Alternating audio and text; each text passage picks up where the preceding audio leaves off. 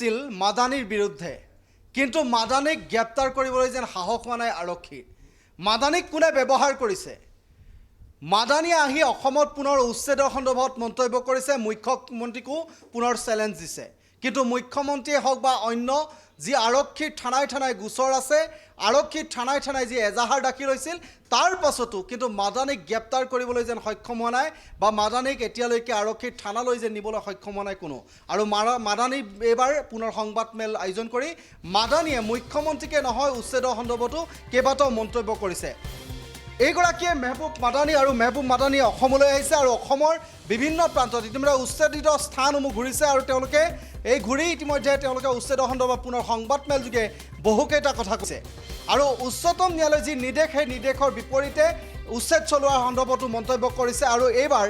মাদানীৰ বিৰুদ্ধে কোনো ধৰণৰ ব্যৱস্থা গ্ৰহণ কৰিবলৈ যেন কাৰো সক্ষমতা নাই আৰু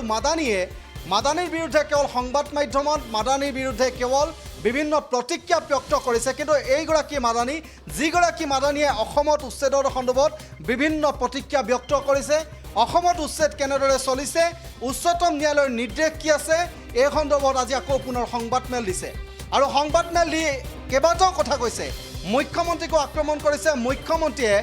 অমানৱীয়ভাৱে উচ্চতম ন্যায়ালয়ৰ যি নিৰ্দেশ আছে সেই নিৰ্দেশৰ বিপৰীতে গৈ কিন্তু তেওঁ উচ্ছেদ চলাইছে বুলি কৈছে মুখ্যমন্ত্ৰীয়ে প্ৰতিক্ৰিয়া দিছে মুখ্যমন্ত্ৰীয়ে কটাক্ষ কৰিছে কিন্তু এই জমিয়ত উলেমাই হিন্দৰ এইসকল নেতাৰ বিৰুদ্ধে কিন্তু কঠোৰ ব্যৱস্থা ল'বলৈ কাৰো যেন সাহস নাই আৰু মুখ্যমন্ত্ৰী যিহেতু আমি যি সময়ত কৈ আছিল যে মুখ্যমন্ত্ৰীয়ে কৈছিল যে উচ্ছেদ চলা সন্দৰ্ভত যেতিয়া সন্দেহযুক্ত লোকসকলৰ বিৰুদ্ধে অসমত কেইবাটা ব্যৱস্থা গ্ৰহণ কৰা হয় তেতিয়া একাংশ লোক অসমলৈ আহে আৰু অসমখন এক প্ৰকাৰৰ অশান্ত কৰাৰ যি পৰিকল্পনা অসমখন অশান্ত কৰাৰ চেষ্টা কৰে আৰু এইবাৰ এইগৰাকী মেহবুব মাদানী আহিছিল অসমলৈ আৰু অসমলৈ আহি কেইবাটাও উচ্ছেদিত গোৱালপাৰাকে ধৰি কেইবাটাও উচ্ছেদিত স্থান তেওঁলোকে পৰিদৰ্শন কৰে আৰু পৰিদৰ্শন কৰি পুনৰ সংবাদ মাধ্যমৰ আগত কেইবাটাও মন্তব্য কৰিছে কি ধৰণে কৈছে কি এটা বিশেষ ধৰ্মক আক্ৰমণ কৰি উচ্ছেদ চলোৱা হয় বুলি মন্তব্য কৰিছে অভিযোগ আনিছে এটা বিশেষ ধৰ্ম এটা ধৰ্মক টাৰ্গেট কৰি লোৱা হৈছে আৰু তাৰ পাছত উচ্ছেদ চলোৱা হৈছে এই অভিযোগ আনিছে মাদানীৰ মুখত মিয়া শব্দ অৰ্থাৎ মিয়া আৰু অচিনাকি সন্দেহযুক্ত এনেধৰণৰ শব্দ ব্যৱহাৰ কৰি উচ্ছেদ চলোৱাৰ বুলি ইতিমধ্যে অভিযোগ আনিছে এইসমূহ শব্দ ব্যৱহাৰ কৰি কিয় আচলতে উচ্ছেদ চলাবলগীয়া হৈছে এই বুলিও কৈছে যে মুখ্যমন্ত্ৰীয়ে মুখ্যমন্ত্ৰীৰ কাম কৰিব আৰু মই মোৰ কাম কৰিম অৰ্থাৎ এইগৰাকী মাদানী বা জমিয়ত উলেমাই হিন্দৰ অসমখনক লৈ ইমান চিন্তা কিয়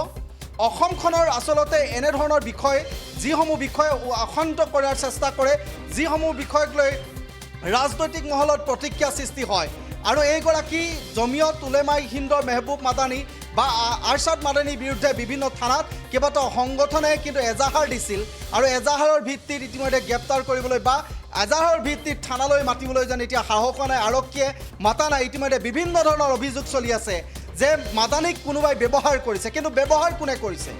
অসমত আহি এনেধৰণৰ পৰিৱেশ বা গোটেই ৰাজনৈতিক পৰিৱেশটো এতিয়া মাদানী হৈ পৰিছে আৰু মাদানীৰ বিৰুদ্ধে বিভিন্ন প্ৰতিক্ৰিয়া ব্যক্ত হৈছে সেয়া লাগিলে সদৌ অসম ছাত্ৰ সন্থাৰ নেতৃত্বই হওক বা সেয়া কোনোবা জাতীয় সংগঠনৰ নেতাই হওক বা সেয়া কোনোবা ৰাজনৈতিক নেতাই হওক প্ৰতিটো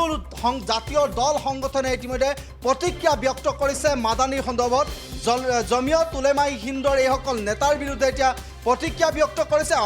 অসম যাতে অশান্ত নকৰে অসমত যিকোনো মন্তব্য কৰাৰ পৰা সাৱধান থাকিব লাগে এনেধৰণৰ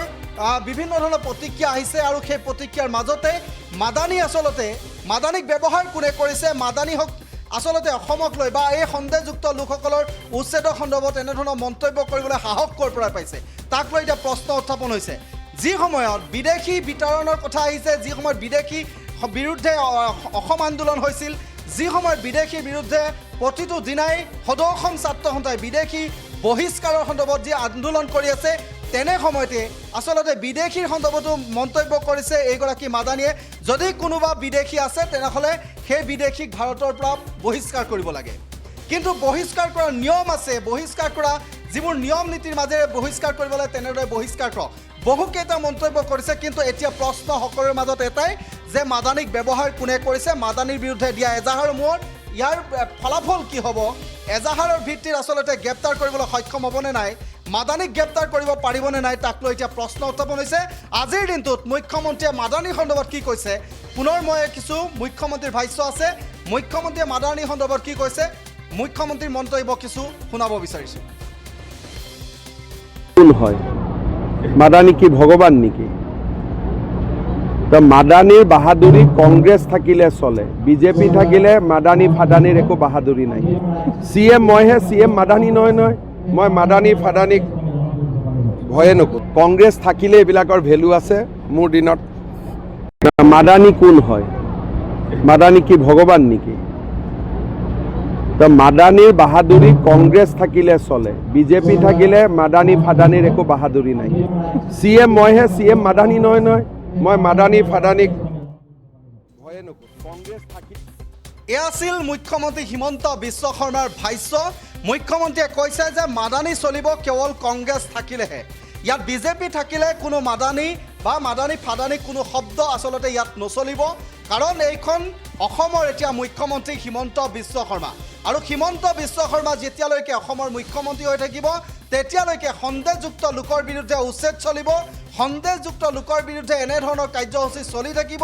অসমৰ যিসমূহ চৰকাৰী বেদখলকৃত ভূমি আছে সেই ভূমি বেদখলমুক্ত কৰাৰ প্ରଣ লৈছে, আৰু বেদখলমুক্ত কৰাৰ বাবে যি উচ্ছেদ চলিছে, চলিব আৰু চলি থাকিব। এইসমূহ মন্তব্য মুখ্যমন্ত্ৰী হিমন্ত বিশ্ব শৰ্মা। আৰু পৰৱৰ্তী সময়ত এইগৰাকী মাদানী বা এই জমিয়ত উলেমাই হিন্দৰ এইসকল মাদানী বা এইসকল লোকৰ ক্ষেত্ৰত কেনে পৰৱৰ্তী সময়ত ব্যৱস্থা গ্ৰহণ কৰিব, কিয়নো আমি কৈছোঁৱেই যে কেইবাটাও জাতীয় দল সংগঠনে ইতিমধ্যে এজাহাৰ দি থৈছে। থানাই থানাই এজাহাৰ আছে।